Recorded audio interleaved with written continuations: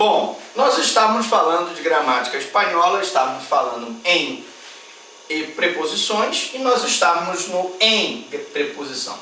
E eu dizia na aula passada que você não pode esquecer que quando se tratar de barco, avião, bicicleta, você vai em barco, em avião, em bicicleta, e em português é de avião, de bicicleta. Portanto, se você prestar atenção nisso, você não vai errar. Quando for responder em espanhol, diga em avião, em bicicleta. Quando for em português, você diz de avião, de bicicleta. Vamos então para o entre. O entre é uma preposição que é igual ao português. Uma coisa está entre uma coisa e outra. Esto es algo entre ella y él.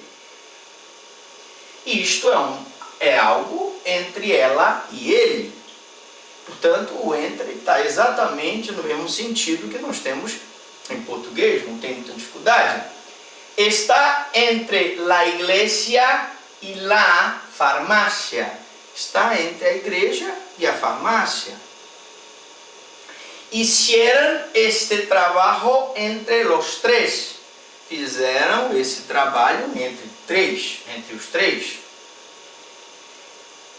Como vocês podem observar, o entre não tem dificuldade nenhuma. Uma coisa está entre uma coisa e outra. O entre ele serve para diferenciar coisas que estão de um lado e de outro. Vamos para o hacía. Bom, primeiro vamos diferenciar. Eu tenho hacía verbo, yo hacía um trabalho, que é o verbo, e tenho hacía preposição. Muito bem. Hacía preposição, ele é usado para determinadas situações. Van hacia el árbol. Vão até a árvore. E ele tem o sentido de dizer que a pessoa vai até um determinado lugar. Essa ventana dá hacia la playa. Essa ventana, ela dá até a extensão da praia.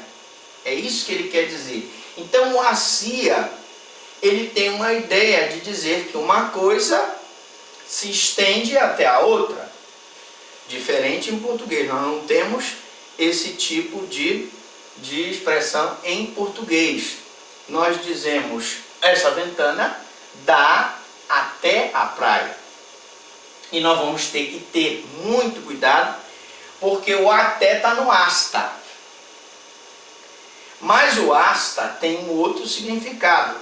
Hasta las 12, hasta las 13, que é até as 12 até as 13. Vamos ver o significado do hasta para a gente diferenciar o hasta do hacía.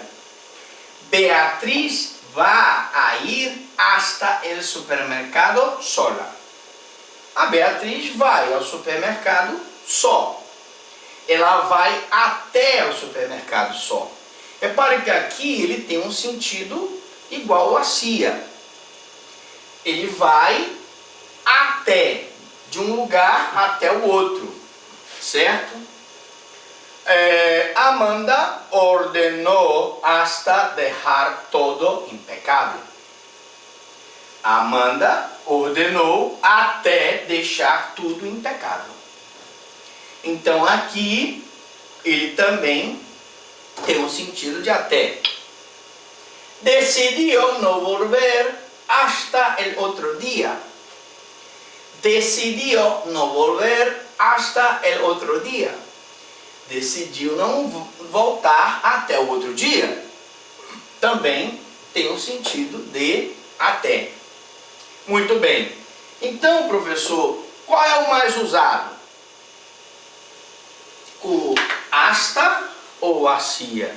Lógico que é o hasta. Nós normalmente não usamos o hacía, mas evidentemente que numa linguagem poética, né, de um poema, de uma poesia, eu vou usar o hasta e o hacía normalmente para mostrar conhecimento. Para. Bom, para também tem o mesmo sentido que em português. Trabajo trajo un vestido para la muñeca. Trajo, porque o J em espanhol tem som de R, trajo un vestido para la muñeca. Trago um vestido para a boneca. Ah, professor, muñeca em espanhol é boneca? É. Trago um vestido para la muñeca. Trago um vestido para a boneca. Então, para tem o mesmo sentido em português. Para a boneca. Hay que trabalhar para viver. Temos que trabalhar para viver. Também, mesmo sentido em português. Necesitas um martillo para poner este quadro. Necessita um martelo para colocar esse quadro. Todas essas situações estão indicando para a preposição com uma finalidade. Eu trouxe o vestido com a finalidade de entregar para a boneca. Eu tenho que trabalhar com a finalidade de viver. Eu tenho que ter um martelo com a finalidade de pregar o quadro. Então, para aqui, ele está em sentido de finalidade. Por. O por também, igualzinho em português, também é a mesma preposição. Me encanta falar por teléfono. Me agrada falar por telefone. Veja que em espanhol, eu não vou dizer me encanta falar em teléfono, porque eu não estou dentro do telefone. Eu falo por telefone. Eu não vou falar em telefone. Por que eu digo viajo em coche? Porque quando eu viajo, eu estou dentro do coche, ou seja, dentro do carro. Então, o que a gente conclui? Que o em tem um sentido de dentro e o por tem um sentido de proximidade. Hablar por teléfono. Me vou de vacaciones por um mês.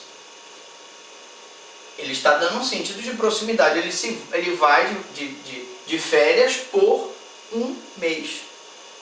El hombre pasa por la puerta de mi casa todas las mañanas. O homem passa por a porta de minha casa todas as semanas. O por aqui está com sentido de proximidade. O homem passa próximo à minha porta da minha casa todas as manhãs, né? El hombre pasa por la puerta de mi casa todas las mañanas. El acto no se hizo por falta de público. O ato não se praticou por falta de público. Então aqui um outro significado do por. Também ele está dando o quê? Aqui o por está no sentido de causa. O ato não se praticou por falta de público. Também o por tem um sentido de causa. Los invitados están por llegar. Os convidados estão próximos a chegar. Está no sentido de proximidade. Sim. Bom, o sim, que alguns alunos da língua portuguesa podem confundir,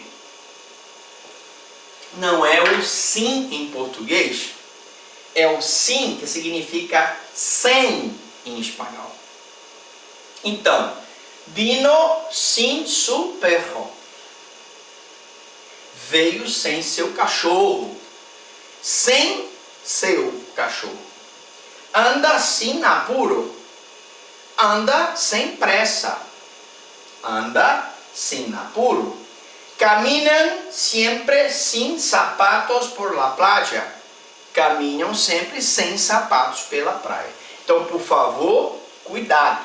Não vamos confundir o si, que é sim em espanhol, e o sim, que é uma preposição que significa sem em espanhol. Bom, na próxima aula nós vamos falar sobre a preposição sobre.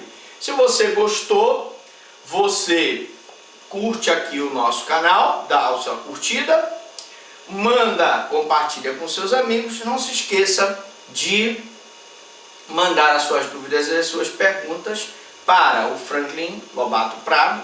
Está no YouTube, você vai lá naquela barrinha, coloca lá Franklin Lobato ou Franklin Prado, entra no canal, se inscreve gratuitamente e manda a sua pergunta.